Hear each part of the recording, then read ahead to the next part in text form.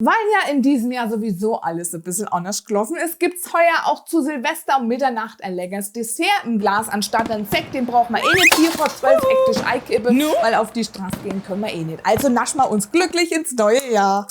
Zum letzten Mal in diesem Jahr lasse ich mir das nicht nehmen. Zu meine 3 Eier gebe ich jetzt den Zucker und schön schaumig rühren. Dann mischen wir uns auch gleich die trockene Zutat. Da habe ich ein bisschen Mehl, Backkakao, Backpulver und eine Prise Salz. Lass die Maschine ruhig 8 Minuten schön rühren und das tun wir vermischen. Bisschen runterstellen. Und dann geben wir das Löffelweiß mit dazu. Und der Ofen habe ich auch schon vorgeheizt, 180 Grad Ofen ohne Hitze. Nicht zu lang rühren. Dahin habe ich schon wieder mein Backblech vorbereitet. Das mit den Löchern unten. Ne? Da habe ich ein Backpapier draufgelegt. Nochmal ein bisschen hier kontrolliere und ein bisschen repariere, weil alles schafft die manchmal auch nicht. Ne? Ihr könnt, wie gesagt, alle Rezepte auch mit dem Handrührgerät machen.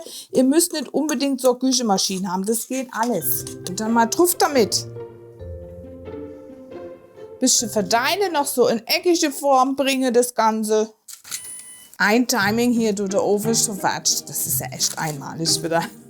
Tut's ruhig ein bisschen dünn verstreichen, weil der blockt schon noch ein bisschen auf bei Backe, gell? Und dann geht's schon ab in den Ofen.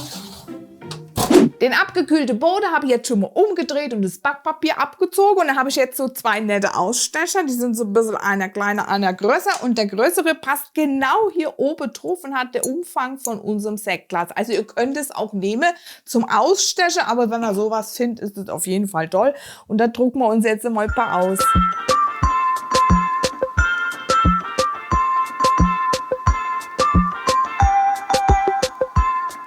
Und die Reste kann man schön einfrieren und Cake Pops rausmachen. Ins eiskalte Töpfchen aus dem Kühlschrank kommt jetzt die Sahne. Sahne steif und Zucker dazu. Und noch ein bisschen Vanillezucker. Das wird so richtig herrlich, kann ich euch sagen. So, guckt, die Sahne ist jetzt so richtig schön steif und immer darauf achten, dass es kein Butter wird. Und jetzt füllen wir es uns dann in so einen Spritzbeutel mit Tülle ab. Schön. So, das reicht erst einmal. Und jetzt nochmal zum Zwischenparken im Kühlschrank. Da habe ich ein paar abgetropfte Kirsche und da suchen wir uns jetzt mal die schönste raus für die Deko. Und jetzt machen wir uns dann auch gleich den Kirschpudding und dazu gebe ich hier in das Kirschwasser ein bisschen Pulver, Vanillepudding ohne Koche und das tun wir so richtig schön mit der Bese verrühren. So, guck, lassen wir es ein bisschen stehen, da dickt es noch nach, gell?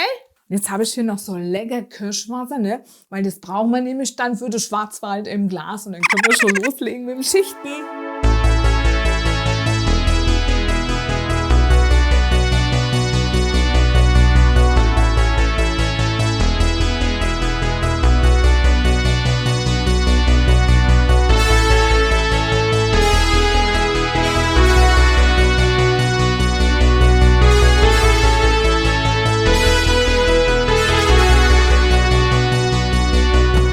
Vor 12 mit dem Schwarzwald im Glas, da kann auch nichts schief gehen und bleibt mal gesund. Ich wünsche euch einen guten Rutsch. Ciao, macht's gut!